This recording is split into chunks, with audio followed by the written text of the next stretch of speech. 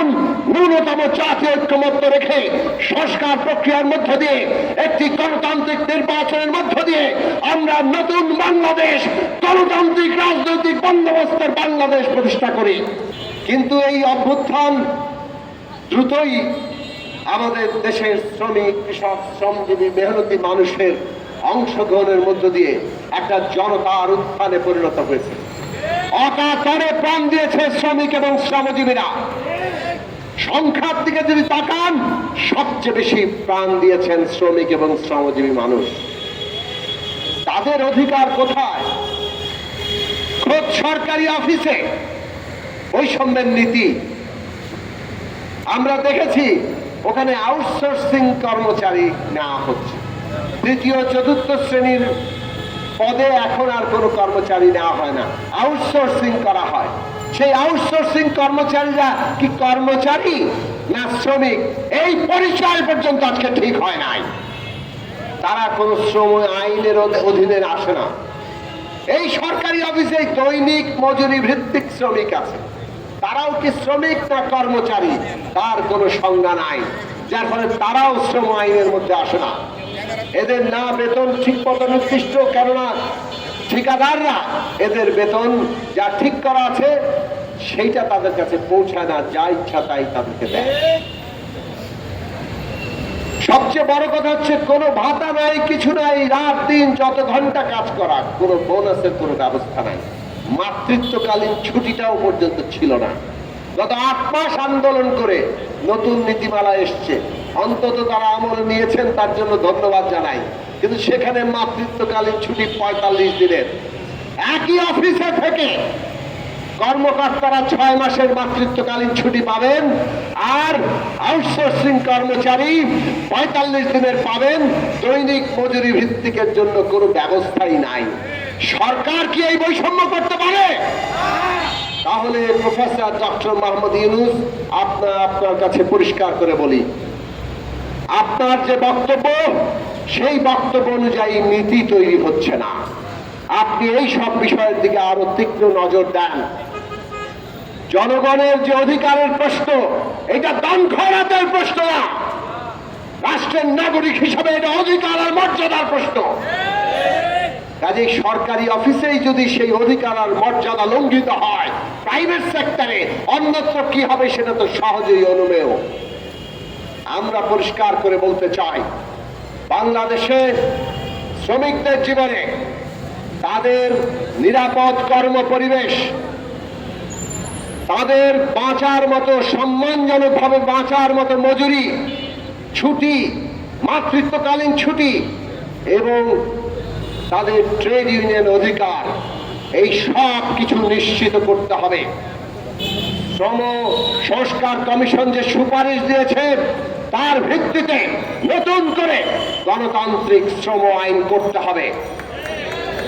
এইটা এখন এমন অবস্থায় আছে, যদি আমরা একটা গণতান্ত্রিক শ্রম আইন করতে না পারি, শ্রমিকদেরকে যে ঠকানোর ব্যবস্থা রাখা হয়েছে আইনের ফাঁক ফোকরে, সেইগুলো যদি অব্যাহত থাকে, আজকের যে বিশ্ব বাস্তবতা, বৈশ্বিক প্রতিযোগিতা এবং বিশ্ব ব্যবস্থার যে নানান রকম একটা রাজনীতি, সেই ফাঁকের মধ্যে আমরা পড়ে যাব। কারণ সারা দুনিয়ার বাণিজ্যের ক্ষেত্রে শ্রম আইন এখন অত্যন্ত গুরুত্বপূর্ণ উপাদান। শ্রম আইনকে যদি আন্তর্জাতিক মানদণ্ডের সাথে সামঞ্জস্যপূর্ণ না করতে পারি, তাহলে আন্তর্জাতিক বাণিজ্যে আমরা আর টিকতে পারবো না। বাংলাদেশ এলডিসি গ্রাজুয়েশনের দিকে যাচ্ছে, আগামীকালই যাওয়া উচিত কিনা সে নিয়ে তর্ক আছে। আমরা মনে করি এলডিসি গ্রাজুয়েশনের বিষয়টিকে আমাদের আরো সময় নিয়ে করা উচিত, কিন্তু শেষ পর্যন্ত এলডিসি গ্রাজুয়েশন কিন্তু করতেই হবে। একেবারে যাকে বলে লিস্ট ডেভেলপমেন্ট কান্ট্রি, অতি কি বলে নিম্নতম একটা উন্নতিশীল দেশ থেকে উন্নয়নশীল দেশে উন্নীত হওয়ার জন্য বাংলাদেশের যে অবস্থা, তাতে গণতান্ত্রিক শ্রম আইন ছাড়া বাংলাদেশ আন্তর্জাতিক বাণিজ্যে টিকতে পারবে না।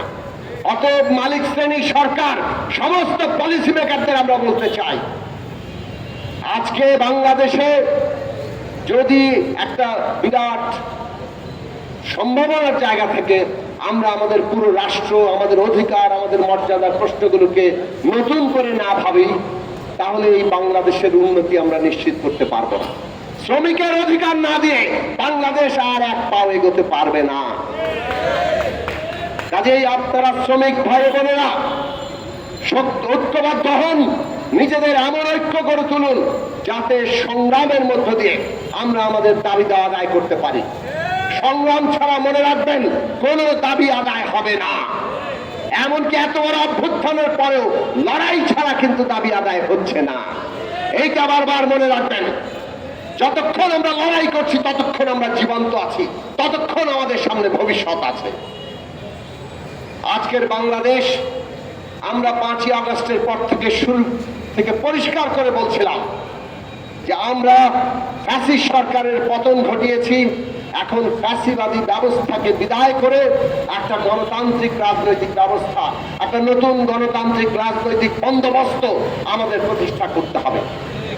তার জন্য দরকার রাষ্ট্রের ক্ষমতার একটা ভারসাম্য আনা। ক্ষমতার মধ্যে কোনো ভারসাম্য নাই, সব ক্ষমতা একজন ব্যক্তির হাতে। এই অবস্থা বদলাতে হবে, ভারসাম্য আনতে হবে।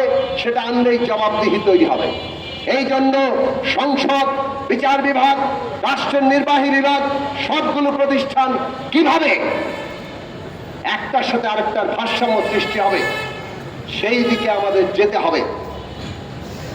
আমরা বলেছি সংস্কারের প্রস্তাবগুলো আপনারা সুনির্দিষ্টভাবে আনেন এবং তার উপরে সকলের মতামত নেন। যেগুলো সর্বসম্মত হয় সেটা জাতীয় সনদ আকারে তৈরি করেন। যেগুলো নিয়ে দ্বিমত থাকে সেগুলো জনগণের কাছে যাবে। জনগণ ভোটের মাধ্যমে নির্বাচিত করবে কোনটা বাংলাদেশে দরকার। এইটা যদি আমরা নিশ্চিত করতে পারি তাহলে ন্যূনতম জাতীয় ঐক্য থাকবে। ন্যূনতম জাতীয় ঐক্যমত্য রক্ষা করা দরকার। কেননা আমরা যদি এই ফ্যাসিবাদ বিরোধী আন্দোলনকারী শক্তিসমূহ নিজেদের মধ্যে ঐক্য রক্ষা করতে না পারি তাহলে পতিত ফ্যাসিস্টরা তার সুবিধা নিবে, তার দেশি বিদেশিরা সুবিধা নিবে। আজকে সেই কারণে আমরা বলেছি বিচার, সংস্কার এবং নির্বাচন, এই তিনটি বিষয়ের সুস্পষ্ট রোডম্যাপ সরকার ঘোষণা করুক, তাতে রাজনৈতিক স্থিতিশীলতা আসবে। কিন্তু আমরা দেখলাম এই বিষয়ে সরকার নানা পক্ষের চাপে অথবা নানা কারণে যেভাবে সুস্পষ্ট রোডম্যাপে যাওয়া দরকার ছিল সেটা যাননি। না যাওয়ার পরিণতি আমরা আজকে দেখছি। একটা ভয়ঙ্কর অস্থিরতা, উত্তেজনা সমস্ত রাজনৈতিক অঙ্গনে তৈরি হয়েছে এবং আন্দোলনকারী শক্তি যারা ফ্যাসিবাদের পতন ঘটিয়েছে তাদের মধ্যে আজকে একটা অনৈক্য সৃষ্টি হয়েছে, পরস্পর মুখোমুখি অবস্থা তৈরি হয়েছে। মনে রাখবেন এই পরস্পর বিরোধ এবং মুখোমুখি অবস্থা কেবলমাত্র ফ্যাসিস্ট শক্তি তাদের দেশি বিদেশি মিত্রদেরকেই সহায়তা করবে। শহীদের রক্তের উপর আমরা দাঁড়িয়ে আছি, রক্তের দাগ এখনো শুকায় নাই। কাজেই আমাদের ঐক্য কোনোভাবেই ভাঙতে দেওয়া যাবে না। ন্যূনতম জাতীয় ঐক্যমত্য আমাদের রক্ষা করতেই হবে, যত প্রতিদ্বন্দ্বিতার প্রতিযোগিতাই থাকুক। ফ্যাসিবাদী ব্যবস্থার বিপরীতে গণতান্ত্রিক ব্যবস্থায় যেতে হবে, আর গণতান্ত্রিক ব্যবস্থায় যেতে হলে জনগণকে সাথে নিতে হবে। নির্বাচন সে কারণে এই রাজনৈতিক সংস্কার এবং উত্তরণের গুরুত্বপূর্ণ অংশ। আমরা বারবার বলেছি নির্বাচন আর সংস্কারকে মুখোমুখি করবেন না। বিচার, সংস্কার, নির্বাচন এগুলো কোনো পরস্পর মুখোমুখি বিষয় নয়। তিন বিষয় একসাথে যাবে, তিনটার পরিষ্কার রূপরেখা আমরা দেখতে চাই। জনগণ দৃশ্যমান বিচার অগ্রগতি দেখতে চায়, জনগণ দেখতে চায় সংস্কার প্রশ্নে কোন বিষয়ে ঐক্যমত্য তৈরি হয়েছে আর কোন বিষয়গুলো এখনো দ্বিমত আছে। ঐক্যমত্য জাতীয় সনদ হবে, দ্বিমত নির্বাচনের ম্যানিফেস্টো আকারে যাবে। নির্বাচন হলে আগামী সংসদ নির্বাচন যাতে জনগণের ম্যান্ডেট দিয়ে সংবিধানকে টেকসইভাবে বদলাতে পারে, সে কারণে আগামী নির্বাচন হবে সংবিধান সংস্কার সভার নির্বাচন, সংবিধান সংস্কার পরিষদের নির্বাচন এবং জাতীয় সংসদ একসাথে গঠিত হবে। 6 মাসের মধ্যে সংবিধান সংস্কার হবে, 5 বছর এই সংসদ জাতীয় সংসদ হিসেবে কাজ করবে। আমাদের এই পথ পদ্ধতি আমরা একটা ঐকমত্যের জায়গায় আসতে পারি। সরকারের কাজ এটাকে এগিয়ে নিয়ে যাওয়া, কোন বিশেষ দলকে বিশেষ সুবিধা কিংবা পক্ষপাত করা নয়। আজকে যদি সরকার দৃঢ়তার সাথে নিজেদের অবস্থান ঘোষণা করে, তাহলে এই মানুষের মধ্যে ঐক্যের জায়গা ফিরে আসবে, রাজনৈতিক স্থিতিশীলতা ফিরে আসবে। আমরা দেশের সমস্ত রাজনৈতিক দল, দেশের সমস্ত শ্রেণী পেশা সংগঠন, সিভিল সোসাইটি, রাষ্ট্রের বিভিন্ন প্রতিষ্ঠানের কর্তা ব্যক্তিরা সবার কাছে আমরা আহ্বান জানাই, আসুন ন্যূনতম জাতীয় ঐক্যমত্য রেখে সংস্কার প্রক্রিয়ার মধ্য দিয়ে একটি গণতান্ত্রিক নির্বাচনের মধ্য দিয়ে আমরা নতুন বাংলাদেশ, গণতান্ত্রিক রাজনৈতিক বন্দোবস্তের বাংলাদেশ প্রতিষ্ঠা করি।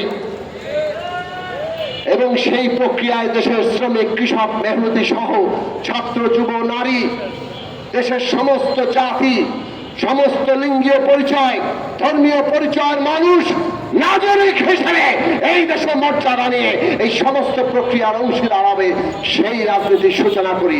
জনগণের ঐক্য যদি হয়, এই স্বপ্ন বাস্তবায়িত হবেই। শহীদের স্বপ্নকে বাস্তবায়িত করা এই মুহূর্তে আমাদের প্রত্যেকের কাজ, আমাদের কর্তব্য। আসুন সেই কর্তব্যে আমরা ঐক্যবদ্ধ